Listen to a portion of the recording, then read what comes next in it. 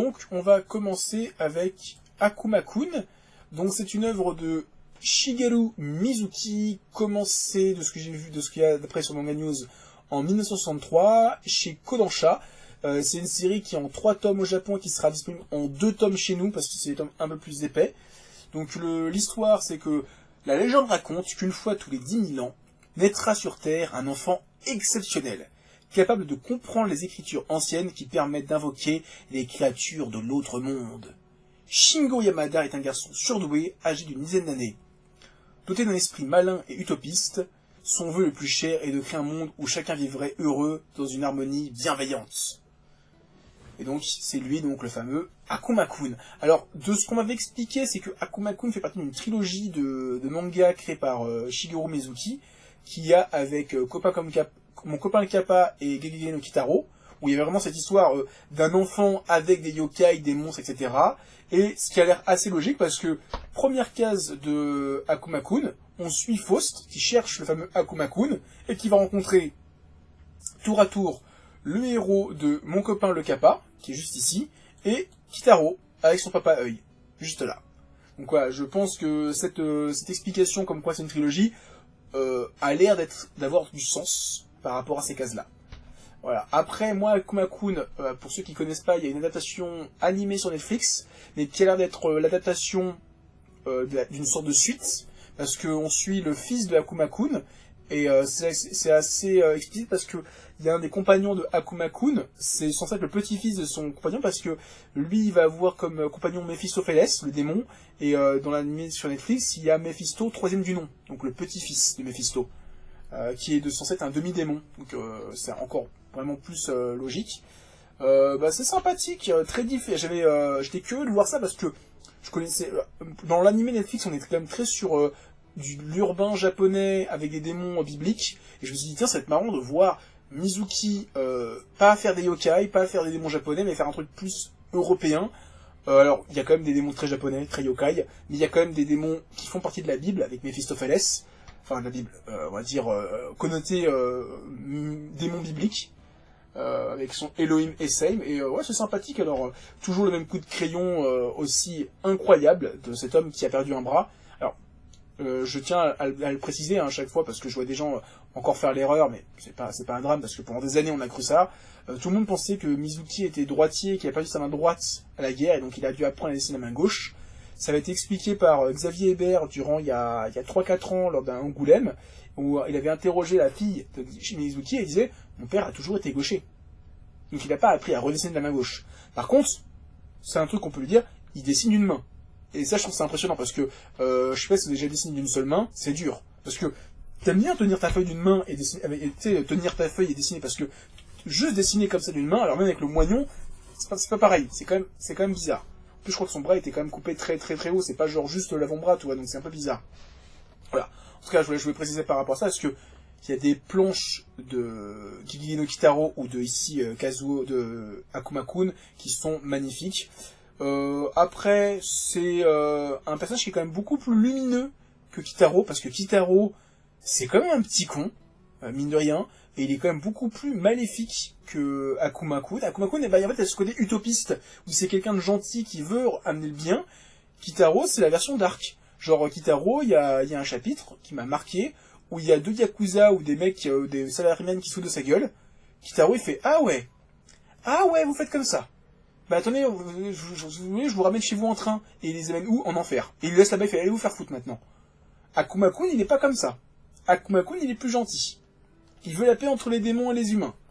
Voilà, en tout cas, là, il y a tout un délire aussi avec la flûte de Salomon, que lui donne Faust au début pour invoquer les démons, et qui est un peu le truc qui fait aussi peur à Méphisto, parce qu'à chaque fois il dit « Méphisto, tu m'écoutes, sinon je siffle dans la flûte. » Et il fait « Ah non, arrête, pas la flûte de Salomon. » Voilà, ça reste sympathique, c'est sympa, c'est un peu plus court aussi. Je sais que comme c'est le 2e tome, je me dis pas « Ah, il va y avoir 11 tomes pour me familiariser à tout un groupe de personnages qu'on va revoir et re-revoir. » Comme Kitaro, t'as 11 tomes, donc t'as le temps de familiariser à Kitaro, à son papa œil, à Ratichon, qui revient plusieurs fois, à tous les personnages qui vont l'entourer, qui vont revenir plusieurs fois. Et en plus, Kitaro, j'ai vu l'animé de 2019, il y a eu 50 épisodes, donc j'ai eu le temps de m'habituer à tout le background de Kitaro.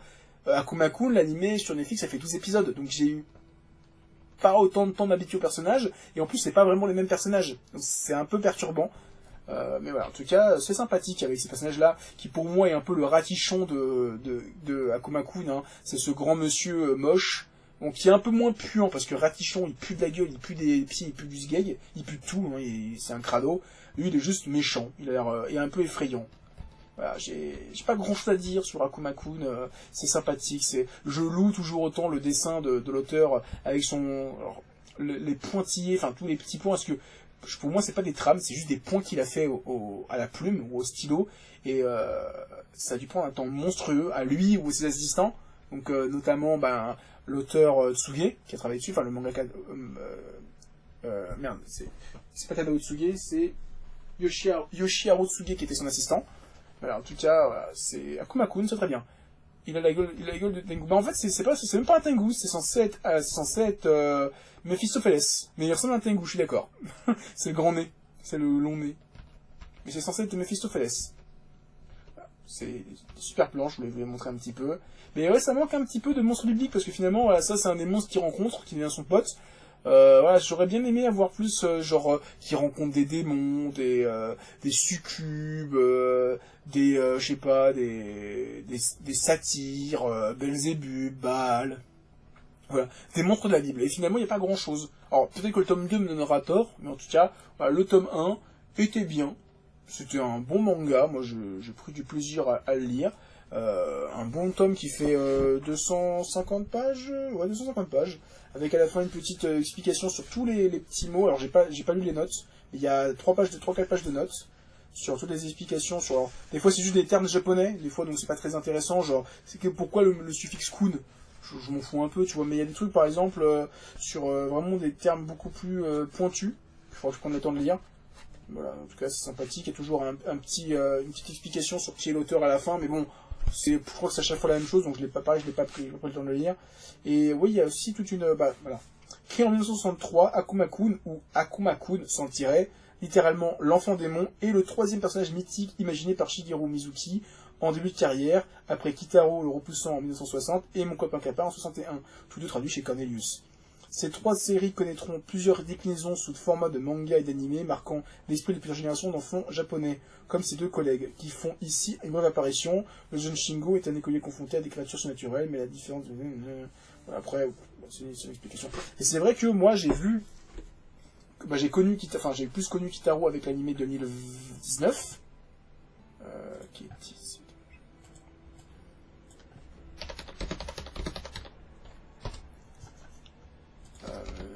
2019, si je dis pas de bêtises.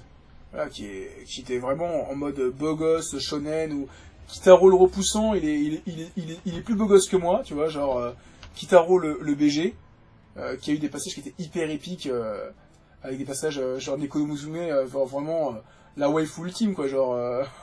quand tu le vois, tu dis, ah ouais, Kitaro il se tape ça, quoi. Ça va, le repoussant, hein, ça va, hein, avec ces 2 waifus là... Kitaro le héros de shonen qui a 2 waifus à ses pieds. Ouais, Neko Musume, la copine de Kitaro, ça va, hein, il se met bien. Hein. Il se met bien le cochon. Hein.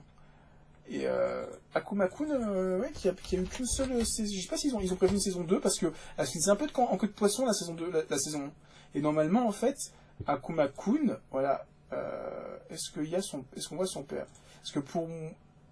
Merde, voilà. Je crois que dans l'animé, là c'est Akuma-kun de l'animé, et là c'est censé être son... Ah, purée, l'image elle est dégueulasse. Est-ce qu'on a des images, une image un peu plus propre? Voilà. Là, on a Akuma-kun de l'animé, et là c'est censé être son père. Et pour moi, ce mec-là, c'est le Akuma-kun du manga. Enfin, pour moi, hein. Akaba no Kitaro est bien pop. Ah, mais... on peut l'écouter, hein, mais moi le Ge no Kitaro, l'opening, oh là là, moi c'est un bang. Neko Musume, elle a évolué genre petite fille un peu moche à grosse bombasse. ça me fume toujours autant. Hein. C'est vraiment, genre c'est celle qui a genre l'évolution Pokémon. Hein. Ah merde, putain. Vraiment, tu la vois genre, ouais, bon, ça va, boum. L'adolescence. La croissance. Elle est devenue bonne. C'est impressionnant. Je sais pas si vous avez vu la... Je vais voir si je le trouve. Ok, bah, en pire, mets le lien ici. Putain, qui était sympa, hein, vraiment, moi j'ai bien aimé hein, l'ambiance. Après, c'était une série très très courte, hein, de 13 épisodes, je l'ai regardé en une semaine. Avec la relation limite un peu homo entre les deux, là, où t'as l'autre, t'as dit arrête de m'embêter, Shingo, il fait bah, c'est bon, casse-toi, hein, moi je vais manger des donuts, hein. En tout cas, voilà, ça fait partie de ces séries où ouais, je sais que les Japonais, tous les 10 ans, parce que Agege no Kitaro, on croit pas, mais faut pas croire, mais Agege no Kitaro, tu regardes le nombre d'adaptations animées, il y en a une tous les 10 ans. C'est tous les 10 ans, il y a quelqu'un qui regarde 68, une série. Après, 71, une série. En 85, une série. En 96, une série. Et j'ai une série, 65 épisodes, 45 épisodes, 108 épisodes, 114 épisodes. En 2007, 100 épisodes. En 2008, une série de 11 épisodes, c'est peut-être la plus ric-rac. Et après, on a eu en 2018, 97 épisodes. Genre Kitaro, tous les 10 ans, il y a une série de 100 épisodes. C'est un truc de malade. Et Akuma-kun, je pense que c'est pareil, mais Akuma-kun, je connaissais pas trop avant l'animé qui est sorti récemment. Je ne sais pas du tout s'il y a eu autant, bah il n'y a pas grand chose, il n'y a pas beaucoup d'infos. En tout cas, bah attends, il y a un wiki anglais, peut-être qu'il y a des infos. Animé, 42 épisodes. Et il n'y a eu qu'un seul animé, donc ouais, ça a l'air d'avoir moins vécu. Ouah. Qu'est-ce qu'il est moche là? Ça va être First Tankobon Volume Cover. Eh ben, il était dégueulasse, hein. Voilà, il y a protagoniste, Akuma-kun, The Beginning, additionnel, Akuma-kun. Ok. Moi, après Akuma-kun, moi, je connais pas plus que ça. Je découvre avec le manga. Je sais pas s'il y aura, il y a d'autres itérations, si l'auteur a fait d'autres spin-off à côté comme Kitaro, parce que Kitaro, n'empêche, on a eu Kitaro et on a eu le voyage, on a eu Mille aux Enfers et on a les voyages de Kitaro. Où en fait, là, cette fois, c'est Kitaro qui voyage à travers le monde et qui rencontre des yokai d'autres pays. Et c'est super intéressant. Là, c'est la 3e série parce que on a eu Kitaro, on a ça, et on a le Mille aux Enfers, qui est aussi une histoire avec Kitaro. Voilà. Et on va passer maintenant au 2e focus de ce soir. Tac, tac. Si vous me permettez. Maintenant, on va parler de la main gauche de Dieu, la main droite du diable. Ah, merde, j'ai